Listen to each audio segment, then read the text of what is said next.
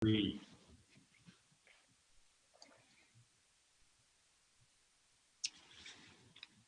evening, everyone. My name is Joey Busey. I'd like to thank you all for attending the inaugural Assistant Speakers Series event featuring our scholarship speaker, David Hogg. My name is Alex Hamill. Tonight you will hear a little bit about our story, our mission, and our format. After that, we move to a fireside chat moderated by Cole Cherian featuring David Hogg. After that, we move to an audience Q&A moderated by Sumant Sharma. Assistant Speaker Series is a student-created and student-led series dedicated to celebrating positive stories of social impact and empowering the next generation of social entrepreneurs and activists. To fulfill this mission, Citizen sources compelling speakers who have had a positive social impact in their own community. In lieu of a traditional speaking fee, Citizen Scholarship speakers will be recognized and named with a dedicated Citizen Scholarship, which will go out to an individual who is a high-achieving student and would not otherwise have been able to attend Malvern Prep. To make this the best event possible, we are strictly focusing on David's personal story and path to success. We ask that you do the same when asking questions. Please only ask questions about his personal story and advice he has for young social entrepreneurs. This event, this format, and this mission is a culmination of 18 months of hard work that has been put together from our team. This all started from an idea which my good friend Cole had to create the Citizen Speaker Series and create a series at Malvern Prep centered around social impact. Throughout this, we've gone through many challenges, even including overcoming a global pandemic. So how did this go from Cole sending Sumant a text message freshman year to you all watching our inaugural event online? Well, throughout our journey, we experienced many large setbacks, but also had many large leaps forward. Throughout pitching, fundraising, branding, there have been many setbacks, which our team has had to adapt to and overcome quickly.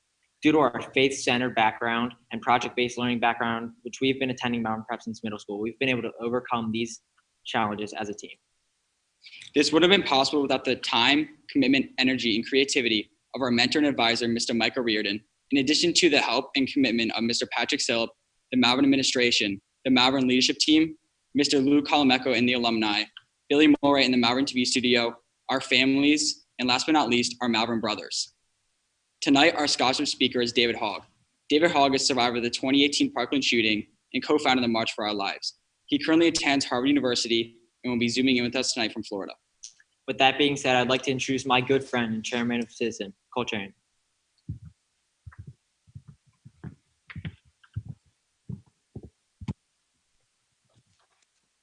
Thanks, Joey and Alex.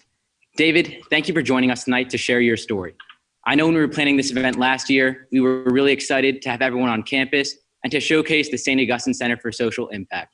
But I'm grateful and glad that we were able to get something to happen tonight and that our audience will be able to hear your story, your citizen moment, and be able to ask you questions at the end. Yeah, of course. Thank you so much for having me, Cole. It's awesome that you came up with this idea, and it's really amazing. Shout out especially to the team that helped you put it together and your friends as well. They sound like great people. Yeah. No, it was definitely a team effort, and all the people that Alex and Joey mentioned were instrumental in creating this effort. So with that said, let's get into the fireside chat. So David, many of us came to know you after the shooting on February 14th, 2018. But tell us about the David Hogg before you and your school endured a community-wide tragedy and were thrown into the national spotlight. Yeah, so before the shooting, I really was kind of frankly, just a nerdy 17-year-old that really focused a lot of my time in my TV production class, because at the time I was interested in becoming like a news broadcaster possibly, or doing, just telling other people's stories. I did a lot of work as well in speech and debate, arguing around topics such as the use of drones and the pros and cons of that, and having to argue both sides, the use of, issues around gun violence in the United States even, and having to argue around that as well. Before the shooting, I moved in the middle of my freshman year because my father has Parkinson's disease and we couldn't afford to live in California anymore, in part because of that. So we moved to Florida where we had family that lived out there.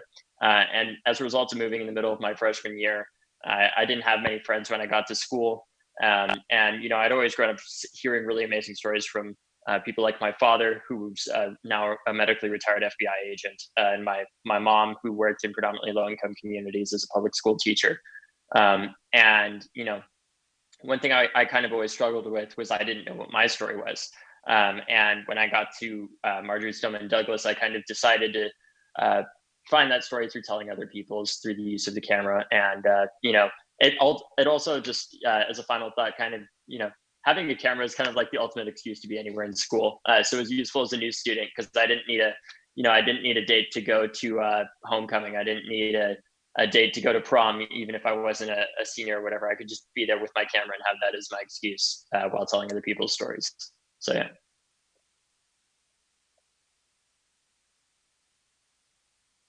I think you're on mute, Cole. Sorry. David, my grandfather has Parkinson's disease, and I understand the toll it can take on a family. But tell us more about your home life. Were your parents particularly interested in social impact? Yeah, I think both my parents were very interested in social impact, although not at the scale, obviously, that my sister and I are now involved. My mom, my first protest, I like to say, was when I think I was 3 or 4 years old, with my mom doing a protest with the National Education Association and Teachers Union.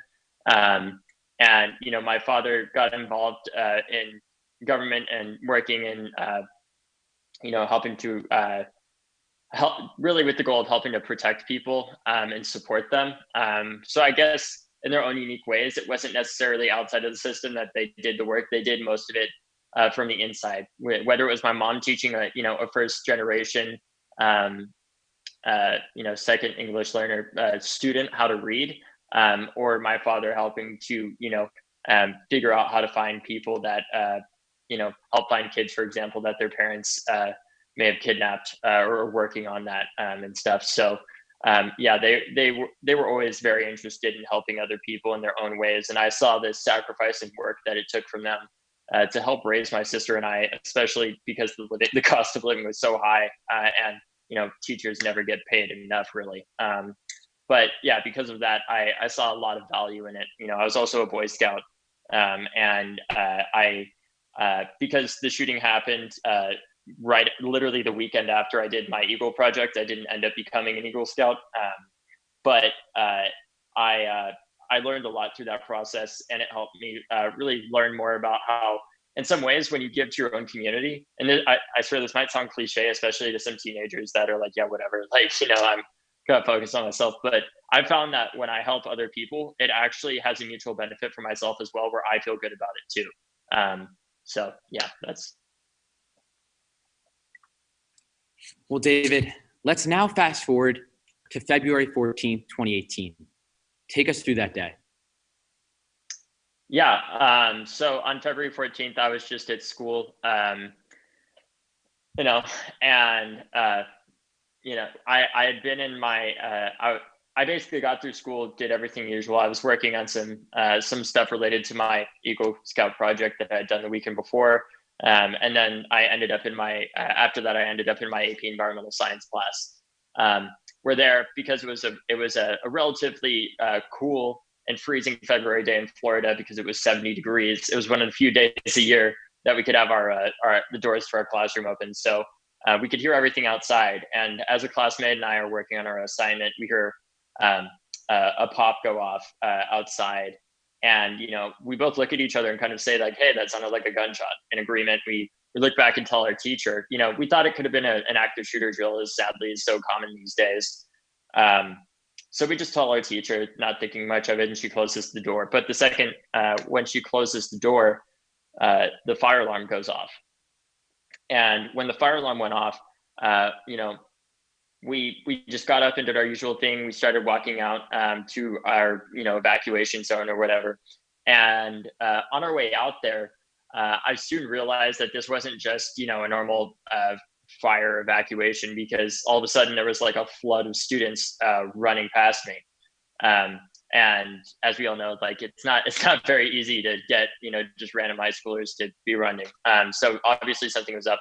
I still thought it was probably an active shooter drill at the time. So I was like, whatever. Like so I did instinctually, I guess I just kind of started running with them. But unknowingly at the time, I was running with all of them in the direction of where the shooting was actually occurring, which was in the building right next to mine, which was the freshman building. And as we're running towards the building, and at the time the shooter was trying to shoot out the third floor window to basically hit students from a higher perspective or whatever.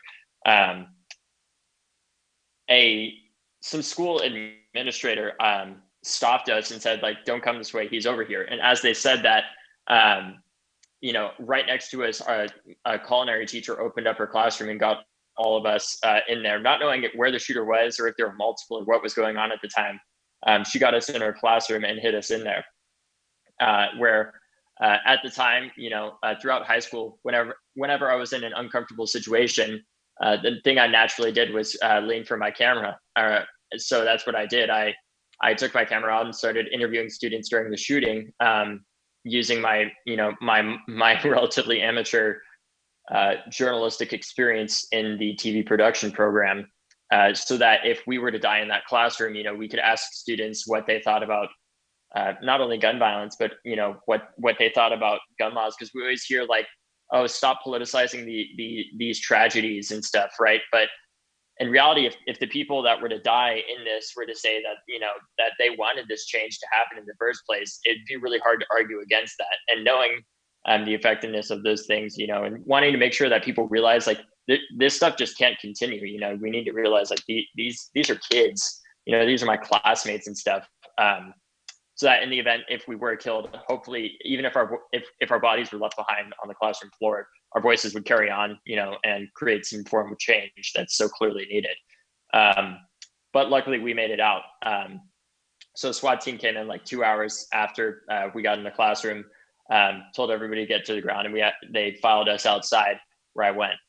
That day, my sister was a freshman at the time, and she was on the other side of campus. And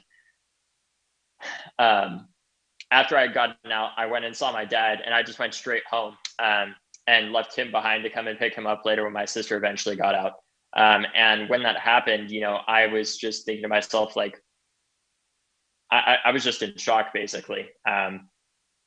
And a couple hours later, my father called me to ask me to come back to pick him and my sister up. And when she got in the car, she was just uncontrollably crying to an extent that I had never heard before.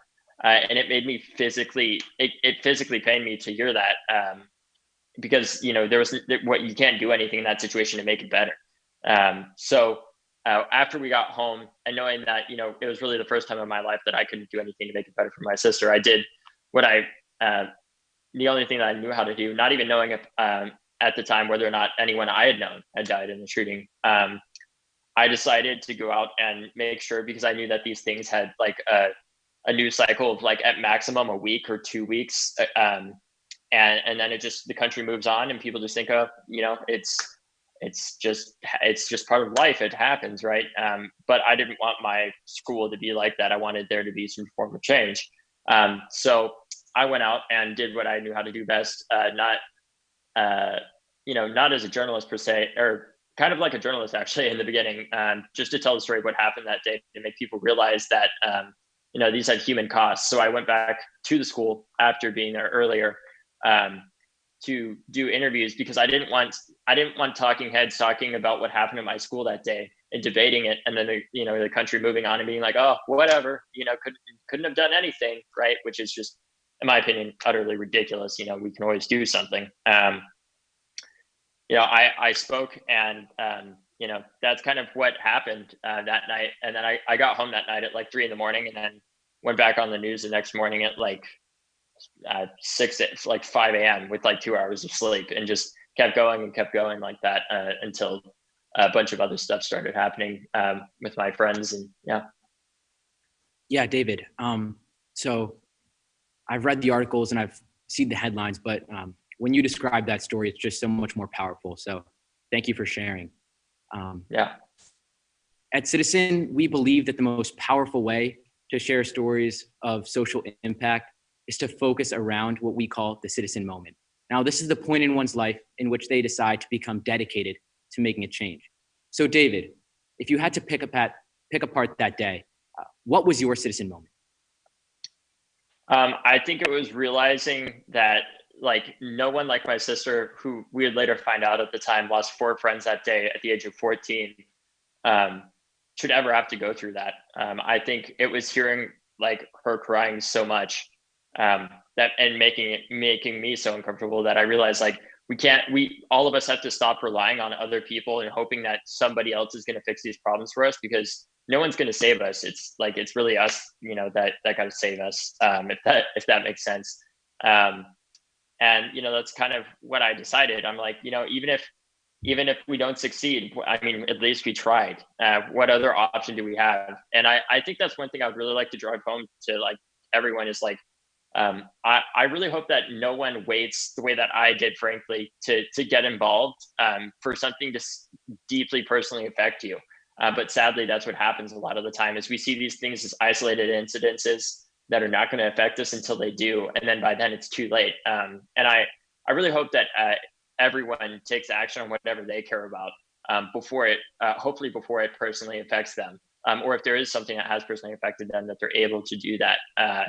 But if I had to pick a moment in that day, I guess it would just be like my sister crying and realizing that, I felt a sense of responsibility given my experience and knowledge from speech and debate and TV production to tell the story of what happened that day and make sure that people realize like no matter who wanted to speak, that they would have the ability to do so on their own terms. It wasn't going to be the media telling them like, hey, sorry, it's been more than a week since like one of the largest school shootings in American history.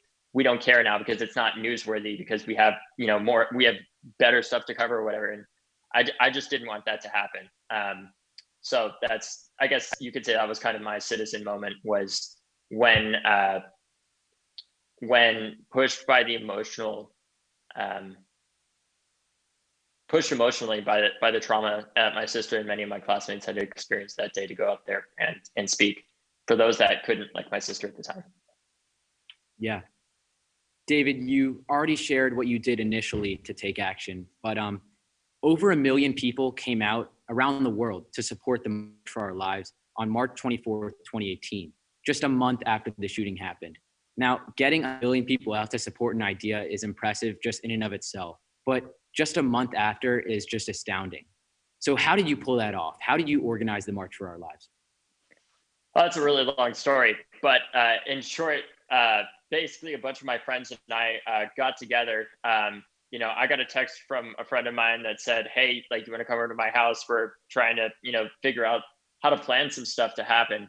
And, talking to him and stuff, we kind of settled, by we, I mean, like basically a group of like 20 or maybe 25 people, decided that we wanted to do a march on Washington.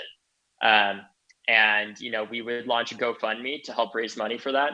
And as a result of that, we raised several $1 million, much of that money, going to the march, but also working to help support our community and help it heal at the same time, with some of those funds. But as part of that, I think what it really came down to is just effective delegation and everyone doing what they knew how to do best. There were some former alumni that had siblings at school that day, such as my friend Brendan Duff, who was at school to get a degree in communications, and he helped us run a lot of our press and coordinate it. I had some friends that had experience in campaigning and political organizing, that helped us organize that and just different aspects. In my role, I really focused on the media and initially policy at the beginning, just because I was one of the most well-versed people in it at the time, because of my experience in speech and debate.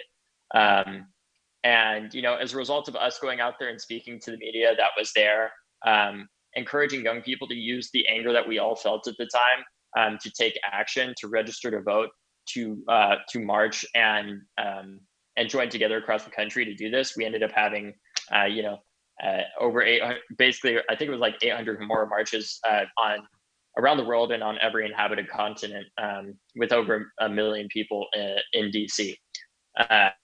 So yeah, like I could be here all night explaining how all of that happened, but that's really the gist, is like we all came together and frankly just worked incredibly hard. I had never worked so hard in my life before, to the point of just like it's a type of exhaustion emotionally and physically where you can like feel it in your bones and you just want to like collapse half the time. But that's what it took, and that's what we did.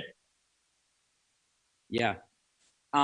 So tragically, shootings like the one you and your classmates experienced, they're not new. What was new with the March for Our Lives was that the young people affected used their voice to make an impact. Using what you learned along this very long journey, as you mentioned, what would you say to a Malvern Prep student who wants to make his own impact? I would say,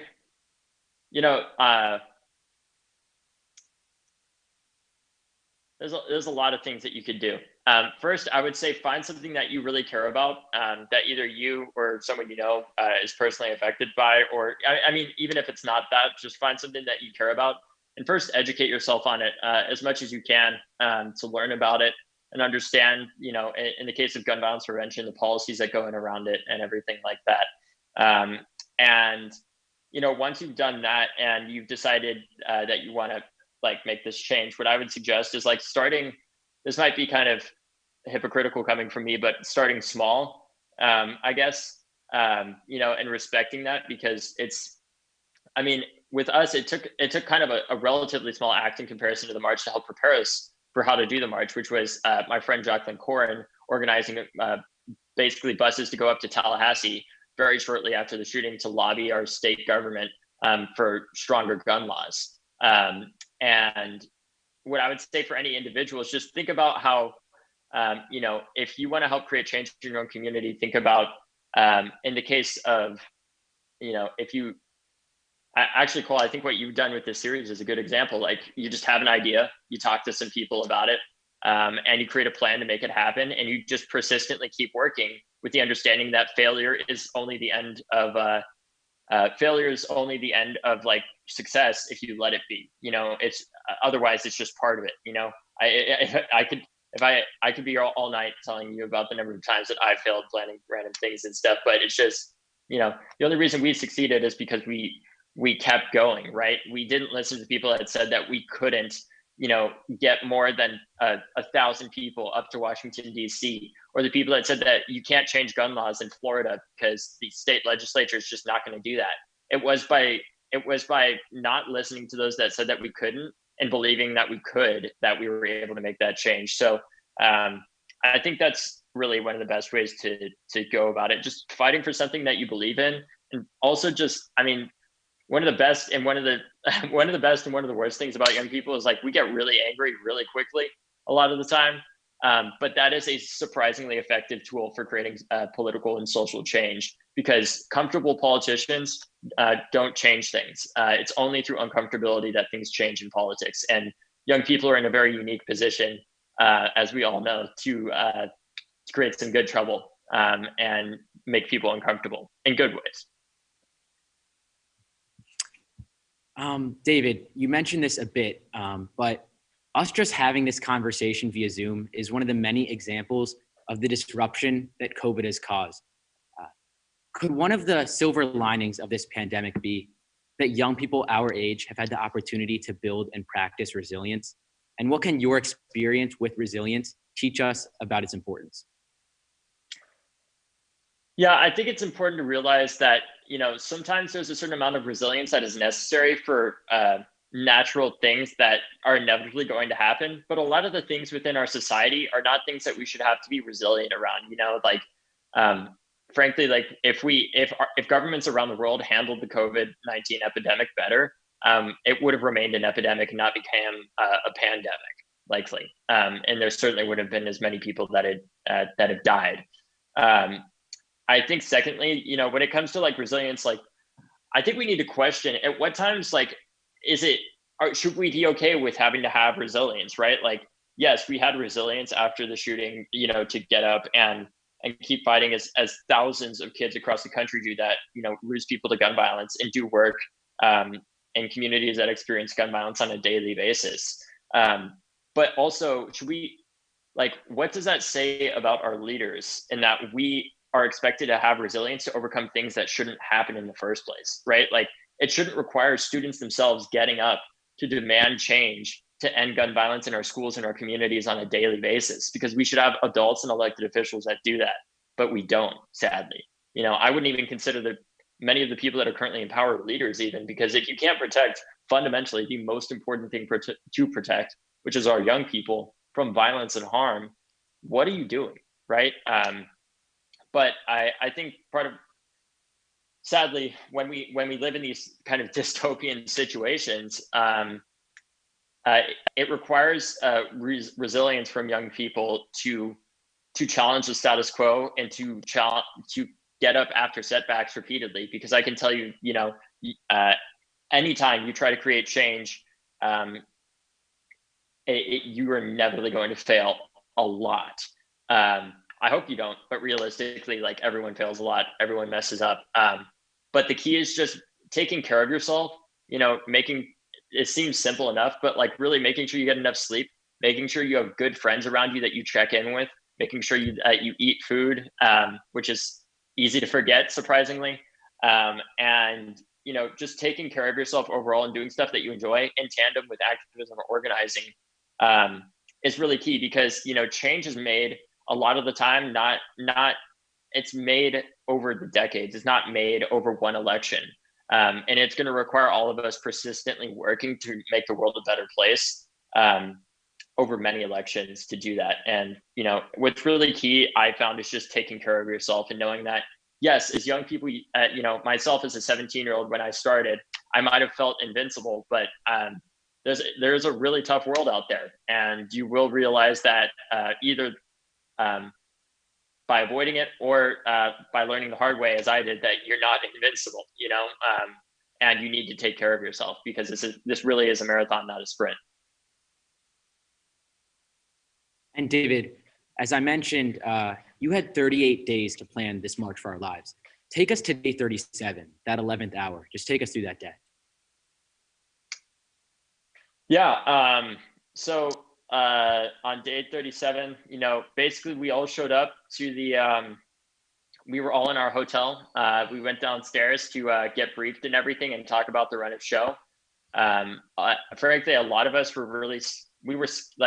we wanted to speak, but also we were scared because there were so many people. There was such a high possibility of people possibly trying to kill us, when we were on stage, or something happening at one of the other marches while this was going on, right?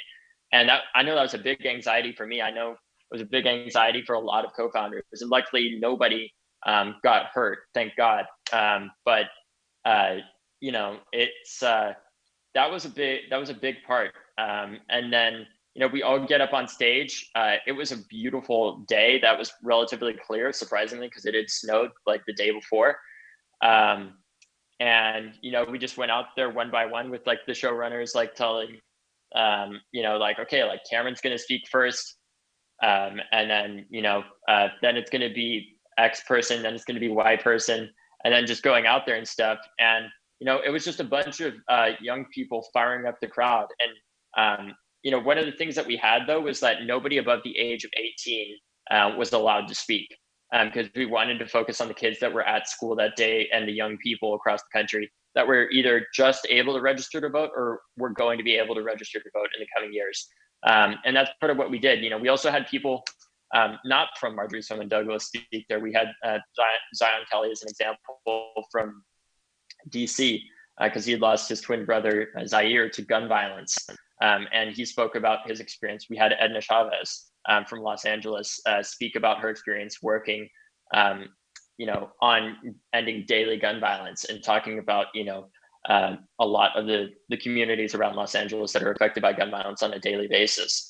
And we had people, some of our friends that we met basically like a week after the shooting. There were a bunch of kids from March went out to Chicago to meet up with local gun violence prevention activists that do this work on a daily basis and talk to them. And they spoke at the march as well. They were part of the brave youth leaders of St. Sabina in Chicago. And just a bunch of other people that spoke there to show that, yes, like March was a big event, but also this work had been being done in predominantly Black and Brown communities for decades before we were there, right? And it's still going on a daily basis in Black and Brown communities. and trying to recognize in a way like the how we were able to do the march largely because of the attention that the media gave us. And as a result of that, that was able to give us more funding. But realistically speaking, a lot of that attention in the media came from the fact that Parkland is a predominantly white community. And as a result of that, we get a disproportionate amount of media coverage. I mean, if we want to talk about mass shootings, there's a mass shooting basically every day in multiple cities across the country, but they just are individual shootings and they get covered for 30 seconds on the news because they happen in predominantly Black and brown communities. And we wanted to acknowledge that, and we still work to acknowledge that on a daily basis. Yeah. David, and you touched on this, but many of the people who came out to support the March for Our Lives were young people and teenagers. You use your youth to your advantage to design an event truly made for this generation. You had support voiced online from influencers such as Dwayne Wade, Harry Styles, and Kim Kardashian. You integrated live performances into your event from artists such as Miley Cyrus. And how did you pull this off? A lot of friends. That's how. A lot of people that connected with us that we then used to connect to another person. So for example, like X person would connect to us to offer their support, and we'd be like, "That's great, man. Like, can you reach out to this person?" And maybe they'll come in to support and shout us out on social media. Then once that person shouted us out, we got them to ask another person basically to shout us out and talk about it on social media. And it kind of just became a snowball effect like that.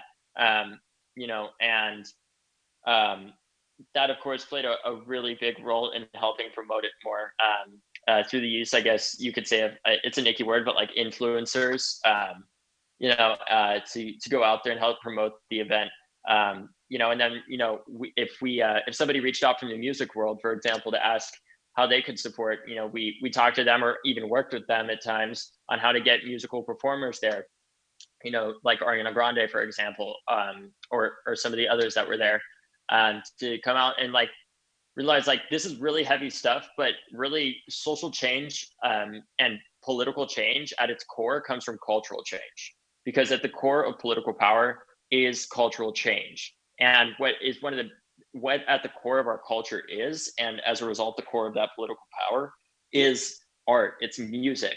And it's the way that people celebrate who they are and what they believe in, right? And by having people go out and celebrate with music, having people like AJR, for example, writing a song about us and stuff, it helped a lot in creating that cultural momentum to show the moment that we were in and help promote creating change more effectively throughout that time. Yeah. So David, using what you learned and what you know now, is there anything that you would do differently? I would say there's a lot of things that I would do differently. First of all, I would definitely have taken better care of myself in the first really 2 years after the march. It's very easy to fall into the trap of believing that you can work 18 hours a day for months on end and never take a break, but ultimately you just burn out as a result of that. And it's just super counterproductive. It ages you years and years. I think one thing that I would have done too is, especially in the days after the shooting. Of course, hindsight is 2020, but I would have certainly talked more about the role that white privilege played in the media coverage that we were getting, and the fact that shootings happen on a daily basis in predominantly Black and brown communities that have activism, have student organizers that do organize, that have walkouts, but when they get covered, it's completely different, if it's even covered at all. And I would have also encouraged other young people to take care of themselves too, and know that it's not selfish to invest in yourself and take care of yourself. It's necessary, because if the movement is developed by young people and it's made up of predominantly young people, because of that, it's not selfish of you to take care of yourself. It's necessary because you're part of the movement. And you have to take care of yourself to do your part in taking care of the movement. Because if you're not, you're putting a drain on your friends, and highlighting the importance of community in order to build resilience, and having truly good friendships and validation from those friendships is really key in building up that resilience to come back after setbacks.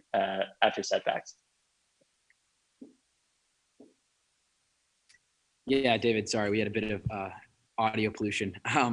Did you have any specific teachers or mentors along the way? I know in our journey for Citizen, we had many, especially Mr. Michael Reardon, but what were the role of those teachers or mentors that might have helped you? Yeah, I mean, I had some really amazing teachers. For example, like I have dyslexia and I have ADD, so I got the double whammy of 2 learning disabilities. And as a result, I was in some special ed classes throughout middle school and elementary school. And it was only because of teachers like one of my 8th grade teachers, Miss White, that helped believe in me, that enabled me to believe enough in myself to know that, even though I had to work a lot harder than other students that don't have learning disabilities, that it is possible. I think some of my mentors in the gun violence prevention movement that have been incredibly helpful have been people like Erica Ford in New York City, who helped set up the New York City crisis management system and violence intervention programs and she's been doing the work in Jamaica, Queens for, basically 20 years at this point. And, I think some good mentors that I've had as well are people that, have been on my board members that I serve with in the organization. And, also like Marshall Gans, who's a big organizer and like kind of academic. He teaches at Harvard, has been somewhat of a mentor to me. And I think everyone in March, to some extent, through his educational materials and stuff, in teaching us how to organize through the snowflake model and organize through our collective narrative to help tell stories and use that to motivate ourselves. So those have been some of my biggest mentors. My sister's been a big one too, frankly. David, how do you balance being a poli-sci major at Harvard and helping to lead this national organization? Yeah, well, actually, I don't know what I'm going to concentrate in yet. I think I'm probably leaning towards history with the secondary in government, but we'll figure it out. Frankly, it's delegation. At this point last year, I was exhausted. I was working, I was trying to be a full-time student and working like 40 hours a week because March did not have the necessary staff at the time. A lot of the kids of the other young people on the board too were working a massive amount, and it was not sustainable. But in that time since, our staff has grown basically immensely to help us manage that. And as a result of that delegation, as a result of our executive director, Alexis, and our staff, it's really, my workload has gone down a lot while I'm in school, at least, because we now have staff that help prioritize this stuff. And it's only through effective delegation that I've been actually able to go to school and continue doing this work when possible at the same time while participating in it. Right? You can't be everywhere at once. I wish it was possible to replicate yourself or clone yourself to do stuff at the same time, but sadly it's not. But really, it's come down to delegation, and I think that's the key too. Even if you're not in an organization as big as March, even if it's just a school-based, organization, effective delegation and being able to take a break is really key, because if you can't, it's what's called in organizing the center dot problem, which is when everyone relies on you for everything and you don't have an effective kind of bureaucracy or system of delegation in place. And by doing that, by having people focus, in our case, on communications or fundraising or operations or planning or judicial advocacy or policy or any of the multitude of other things that we focus on. If we didn't do that, we wouldn't be able to do any of them because it just spread everybody too thin. So by enabling the people that you work with to specialize in their areas, it makes it a lot easier. Yeah. In terms of having a social impact, who is one person that you admire and why? I'm trying to think of some people. Honestly, I think Erica Ford, who's a big mentor of mine, and has been tremendously helpful in understanding my place and role. in my comparatively tiny role in the movement in comparison to her and the work that she's done, and many like Black and brown elders and veterans of the gun violence prevention movement, and frankly, the founders of the gun violence prevention movement have done for decades. And, I really look up to her because I've seen, I look up to her, but I also look up to someone named Pastor Mike in California, who leads another kind of gun violence prevention system that has resulted in basically I think like a 30 to 80% reduction in gun violence in communities within the Bay Area over the past 10 years in comparison to the rest of the country. But in the case of Erica and Pastor Mike, I really admire the work that they've done, because I've seen how they don't let people just get away with anything. They forcibly enter rooms and make people do what is necessary to help end gun violence in their communities through restorative justice programs and a public health-based approach to reducing for harm reduction. A lot of these kids that are in instances of gun violence, or even committing instances of gun violence a lot of the time, are under the age of 18. That's, sometimes they're even as young as 13 years old. And they need mentorship. These communities need resources. And we need to recognize the role that systemic racism and injustice has played in the creation of gun violence in Black and brown communities on a daily basis. The number one predictor of where it occurs most, is where communities were redlined in the 1930s and 40s by the federal government in discriminatory housing policies. And by looking to people like Erica, I've really seen what a dramatic impact you can have at reducing gun violence, and making people do what is necessary to recognize that people that die from gun violence aren't statistics, they're human beings. David, you've mentioned teamwork, delegation a lot tonight. What I wanted to know is, for those in the audience who want to break down a similarly complicated issue to the one that you are tackling, what do you think the key to solving those issues are? I think it's just persistence, and putting your energy in the right direction and having the right motivation, along with delegation. Of course, let me try to summarize. I think it's persistence that is enabled by taking care of yourself and basically building in the work that you do in organizing or working to create social change as part of your routine. Like, once a year, even if all you do is, just vote or register someone else to vote, like, do it in an annual process. So taking care of yourself and planning is a big deal, and building effective bureaucracy and or just organizational structure in general is really key, even if it's a small level, because it ensures sustainability and helps spread out the weight of the duty that is on you, and realizing that, again, social change does not happen overnight, and it's really frustrating and hard to see that happen. There will be setbacks, and there are setbacks, but it's only through persistence that this change actually comes. But the key to that persistence is you building a good community around you, having the right motivation, and taking care of yourself, and seeing that as part of creating social change by investing in yourself, because you're investing in the movement. And it's great if you can it's great if you can work 18 hours a day for 2 years straight, but if you burn out and it's really going to take 2 decades, to solve this issue, it's kind of sabotaging yourself in the long run. So you got to take care of yourself.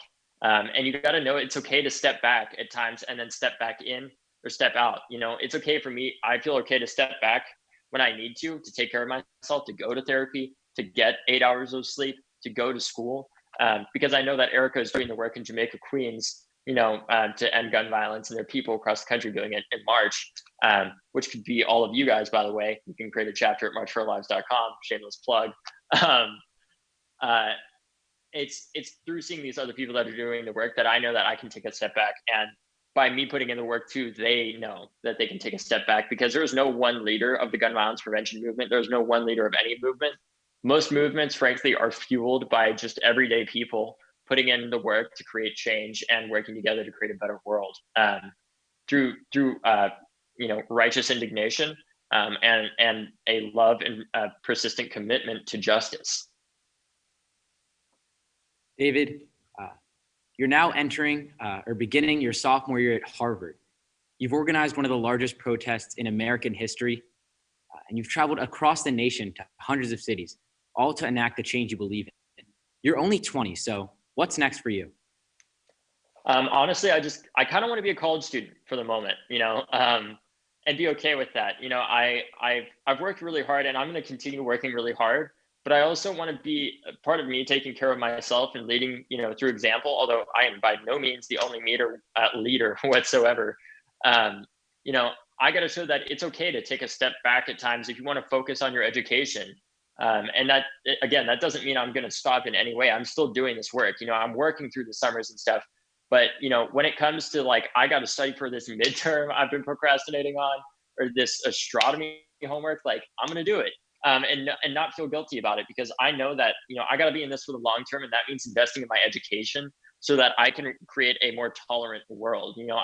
I saw on tour, when we went around the country with, some of the people that would protest us and were armed, that the source of so much hatred and I feel like intolerance that we see in this country. And that doesn't mean that we should be, by the way, like by tolerance, I mean, love and compassion for everyone, but also that doesn't mean being tolerant of the intolerant, right? We have to work against the people that hate other people because of the color of their skin, that hate other people because of their religion, that hate other people because of any of those, defining characteristics of them. And work to, at least in my past, I realized through talking to a lot of those people that frankly said, that they hated me, or that they wanted to kill me, or that, that they hated us and thought that we were terrible people that were controlled, or whatever. By talking to those people and explaining what we actually stand for, and like actually getting them to agree to some of this stuff, and, at times making them cry, I realized that really the source of so much hatred and intolerance is simply a lack of knowledge and people not being able to learn. It's people holding up their egos too high and not realizing that it's just as important to be able to admit when you're wrong as knowing when you're right, and being able to learn from that. And, I realized from that really education is a key component, not only for myself, but for everyone to create a more just society. So that we can educate each other on how everyone has been affected by the systemic issues of gun violence, of injustice in general, of systemic racism and poverty and militarism that has harmed so many in this country. Yeah, David, thank you so much for talking with me. We're now going to open it up to questions from our audience, moderated by my friend and teammate, Sumant Sharma. To our audience tonight, we exclusively explore David's story and his advice for young social entrepreneurs. We ask that your questions follow the same themes. With that said, I'll turn it over to Sumant.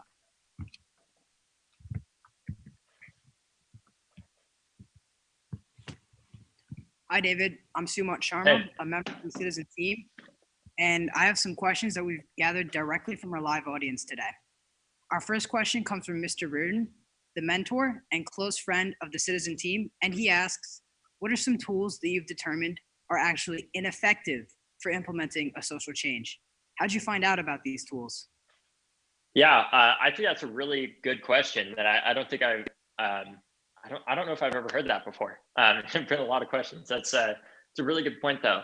I think some of the ineffective tools to creating social change, one that immediately comes to mind, especially with young people, is ego, and a lack of humility, and a lack of an ability to admit when you're wrong, and believing that you need to take credit for everything, believing that, if you don't get credit for something, then it's not okay. And being able to accept the fact that you matter, but also you don't. What matters is all of us, and what matters is creating this change. So reducing your ego as much as possible is a really big deal, and being able to admit when you're wrong is a really big deal. But I guess to answer that question, the things that are ineffective to creating change are being concerned with yourself and concerned with whether or not you get credit, and being so stubborn in your beliefs that you're not willing to change, and being willing to accept the fact that you can change your mind when confronted with new information, and that's okay. It's part of the learning process. I think one of the other tools that is ineffective to creating change is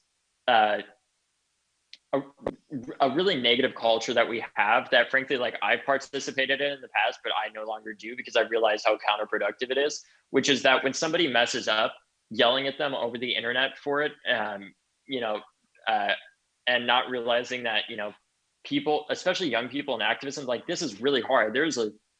Our country has has a major problem with systemic, like institutionalized white supremacy. And for many people, especially, you know, younger white people, it is an everyday process to unlearn that. And that's not to say like everyone should be forgiven and people aren't going to make mistakes, but that it's a learning process. You know, I've made mistakes, and I know I will in the future, although I wish that I won't, and I'm going to try my best to not. But I think that's something powerful, is being able to call people in, to talk to them and help create change that way. It is important. And negativity, at least interpersonally between people that you're working with, and yelling at people is not effective. You know, we can get upset as young people a lot of the time, but we can't let that contaminate how we treat others. And we also need to realize that as leaders, sometimes the best thing to do is shut up, even if you don't agree, and just realize that you can take care of it later. You know, so those are some of the better things. And also, don't compare traumas. Don't say, you know, I've suffered more than this person, or they've suffered less than me. Everyone has suffered, and we're here to end suffering for everyone. And it's not about comparing who suffered more or less, but acknowledging that nobody should have to. Thank you so much. That was a great answer.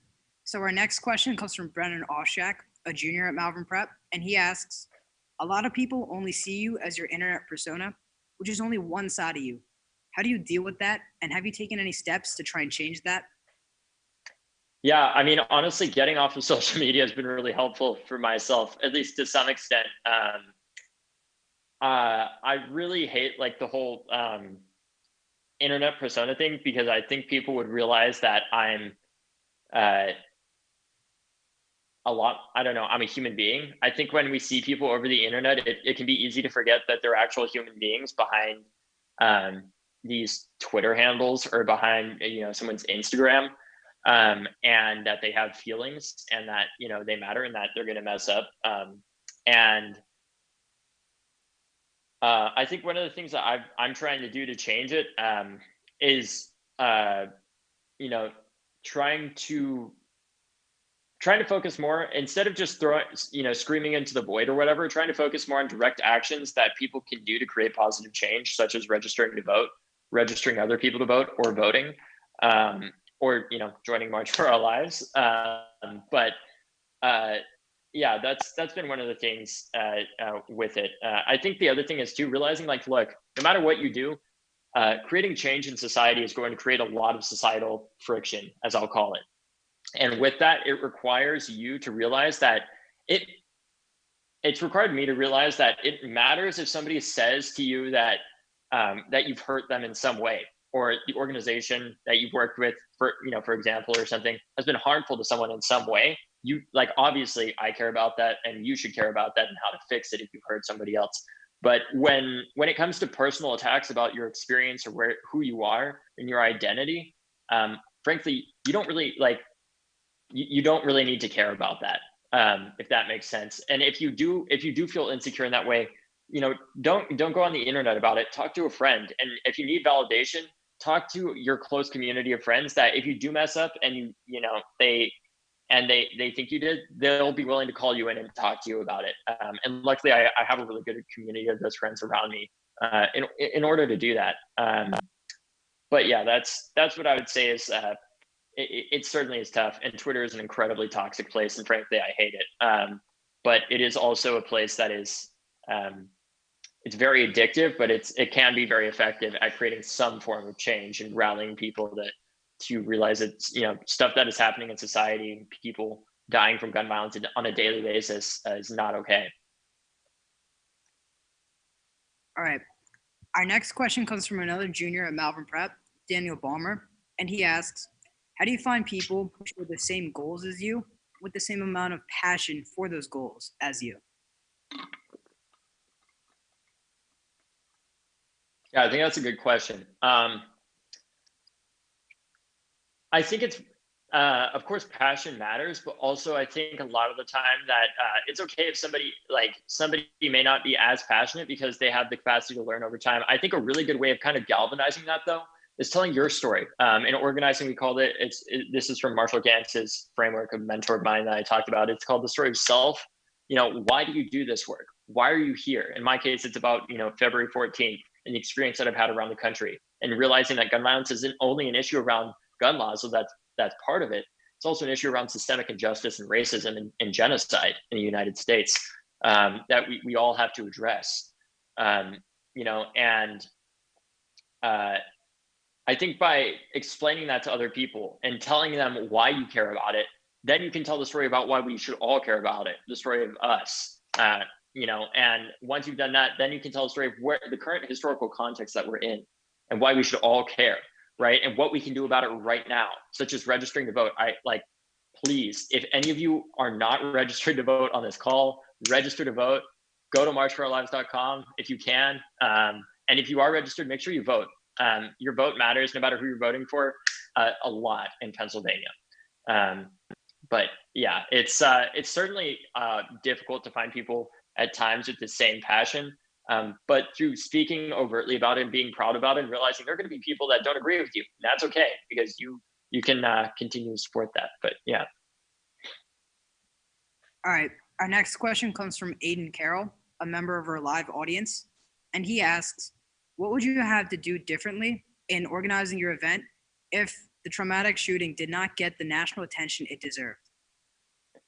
I don't think it would have been possible, sadly, because gun violence is such a normalized thing in our society. We would have tried to do everything in our power. We probably would have gone up to DC still, but we only would have had several hundred people because nobody would hear about it, and I honestly don't think it would have been possible without that kind of attention, frankly, because it happened at a predominantly white high school in a suburban community. And I feel there's a certain sense of responsibility for all of us, in the organization and the founders too, and the organization itself to realize that privilege and recognize it and work to, in an authentic way, work as collaborators and allies to the people that don't get that acknowledgement that have been doing this work for decades and ask how we can be supportive of them, not as white saviors, but simply, how can we support you in doing that? Yeah. Our next question comes from Travis Camp, a member of the Malvern community, and he asks, how would you advise students who want to encourage their peers to speak up with them? Honestly, I would say hopefully you have a close group of friends around you that share some similar beliefs and talk to them about different plans that you have. If you want to try doing a speech or something, you can do that. If you, I think focusing on a very narrow group in the beginning, that's very small, and then slowly working to expand it to other people through kind of diffusion, I guess you could say. It is a good way of doing that. And I think also overtly talking about it. Oftentimes in our society, I feel, although obviously I'm biased for this, the issues that are talked about, at least in my opinion, gun control, for example, are some of the issues that may be very controversial, but are also talked about the least amongst people. That's part of the reason why shootings continue to happen on a daily basis, because we can't form consensus around it. But by focusing on that group of people that you have around you, and building a passion and some community in that, you can start to expand it more and get more students hopefully to care about it. Also, starting a chapter of an organization like March or any other is a good way of doing that. Yeah, that's some really good advice and some that I can relate to. Our next question comes from Mr. Michael Hamill, another member of the Malvern community, and he asks, what was the most memorable part of your event for you? I think the most memorable part of the march for me was looking out across the crowd and seeing the mirage of heat rising off literally 1 million people. That was crazy to see. And I realized in that moment that real change was going to happen. those people are going to go back to their communities and they're going to support this and they're going to fight for it. And they're going to register to vote and vote, right? And they did. We saw basically, we essentially doubled youth voter turnout for 18 to 29-year-olds from the last non-presidential midterm in 2014. And honestly, if we continue to turn out at that rate and higher rates, we as young people can literally dictate the direction of this country to a large extent for the future, right? Which in my opinion should always be the case. I feel like the most powerful force in politics, or at least who should be at the center of policy making, are young people, because we're the people that are going to have to deal the most with the implications of these policies. And sadly, I've seen, the only way that we can get these people to care about us at all is by getting out and voting, because they only care about who votes for them. And at the same time, recognize in the United States, like voting really, like many of us have the right to vote, but not everyone has the right to vote. We have millions of people that have been incarcerated for, basically criminalized public health issues like drug addiction that, in my opinion, never should have been criminalized in the first place, but now never can vote again because they made one mistake in their life. And that, to me, that's just unacceptable. And we have a responsibility for all those people that can't vote to vote until they can. So, yeah. Yeah, you mentioned your increase in voter turnout for the youth, and Kate Heppelman, a freshman at Malvern Prep, asks, what was the end goal for March for Our Lives? Well, I think the end goal for March is ultimately to completely change American politics for the better by putting young people at the center of all policy making, and making sure that we not elect Democrats or Republicans, but more than anything, we elect human beings that care about the human beings that are behind these statistics in gun deaths, that realize that for instance, with COVID, or even gun violence, 200,000 people dying from COVID or 40,000 people dying from gun violence isn't just a number that you get to look at on your Excel spreadsheet and then go home. That's 200,000 people in the case of COVID, where 200,000 families that are going to have a permanent empty seat at their dinner table every night, right? That's like 200,000, cats and dogs that had their owner die, and they just don't know what happened because of a preventable public health crisis that has occurred here. And really, it's about electing people that realize that, when people see politics as a game, they really shouldn't be in politics, because it's not a game. It's really life or death for so many people in this country, literally. And I would say the ultimate goal is to put young people at the center of politics, as I said, and also hopefully to create a system of, in my opinion, automatic voter registration. Like in many countries, you don't even have to register to vote, right? Like voter registration in itself could be argued as a form of voter suppression, because we know if the government has enough money to collect taxes on all of us and send young people to war when they're 18 without us filling basically anything out, they have enough information to automatically register us to vote on whether or not we go to war, right? So that's kind of what I would say the ultimate end goal is. Of course, with all of that, ending gun violence is the end goal too. Thank you so much for being here with us, David. We really appreciate you giving us your time. So now we'll cut to some closing remarks with Cole Sharian.